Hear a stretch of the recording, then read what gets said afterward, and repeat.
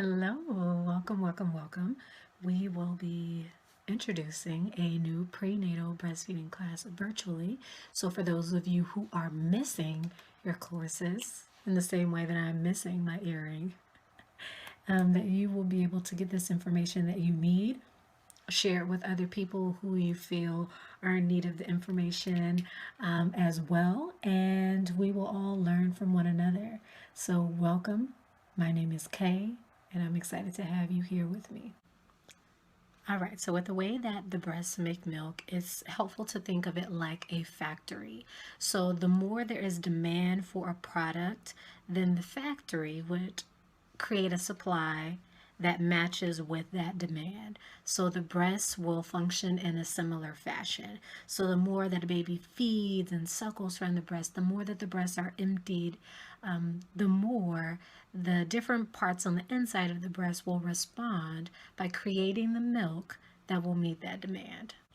All right, so before we take a deep dive into the anatomy and physiology of breast tissue, we're going to kind of take it a little bit back and talk about how the body actually begins and when the body begins to prepare for milk production. So, this actually happens at a young age. So during puberty is when the body starts to begin to build glandular tissue. So this is all the stuff on the inside of the breast that starts preparing for milk production. So at puberty it starts, and with each menstrual cycle thereafter, the body continues to build glandular tissue to help to sustain milk production later in life. The bulk of these changes and growth with milk making tissue takes place during pregnancy. So during pregnancy, there's going to be a lot of changes on the inside as well as on the outside. So one of the changes that are going to take place is with your areola. So with your breast, you have your nipple, but then on surrounding the nipple is a darker, more pigmented area of skin that is called your areola. So during pregnancy, the areola is going to become larger and darker. And then on that areola, you're going to notice that there are pimple-like protrusions. Now, those have been there, your entire life. In some women, they're more pronounced than others. But during pregnancy, they become more noticeable. Those are actually called Montgomery glands, and they secrete like a oil substance that helps keep that area lubricated.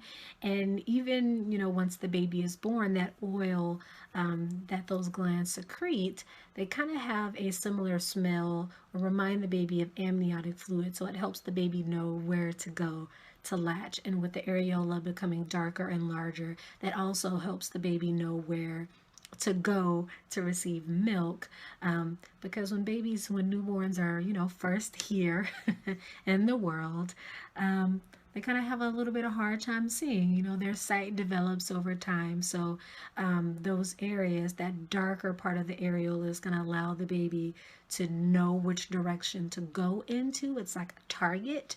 And then with the areola secreting those oils that have a scent that's similar to the environment that the baby has been in, it also helps the baby know where to go. So with all these changes happening, there's some changes happening on the inside that may cause your breast to grow in size, cup size. Your breast may also be tender to the touch. Sometimes you may not notice these changes taking place. You may not actually feel them taking place, but there should be some visible changes that you notice. So I made a little drawing for you. So here is a breast. We have the nipple, we have the areola part, and then on the areola we have our Montgomery glands.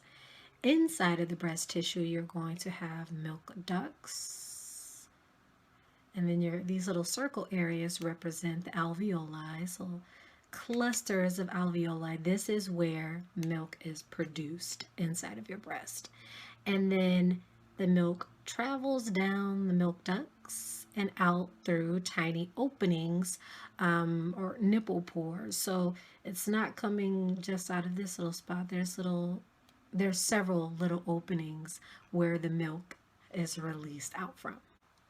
So surrounding all of your alveoli, your milk ducts, there's fatty tissue all throughout those little areas.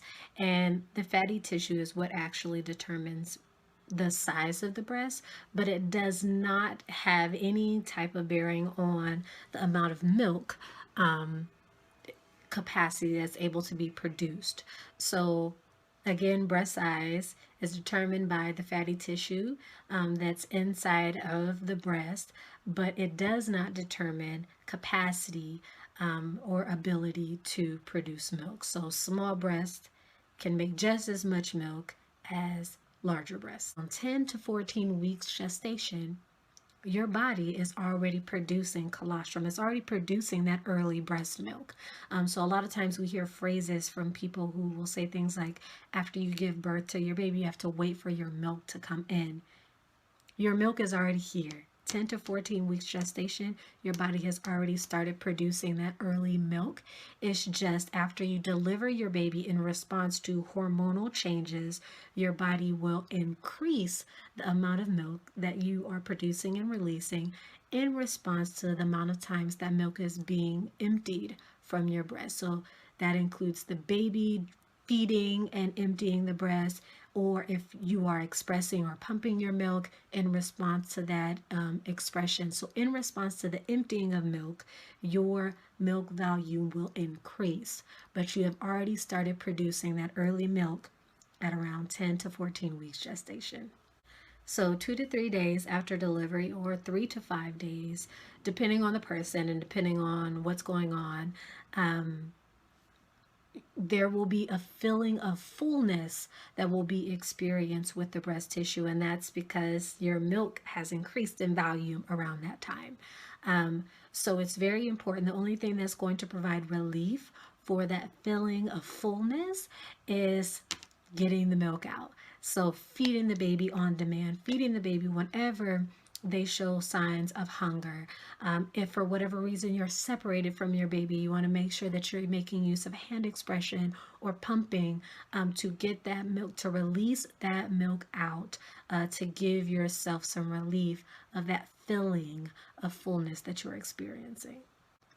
So I mentioned that within the first 3 days is when, after the first 3 days after delivery, is when we would expect to see an increase in milk volume.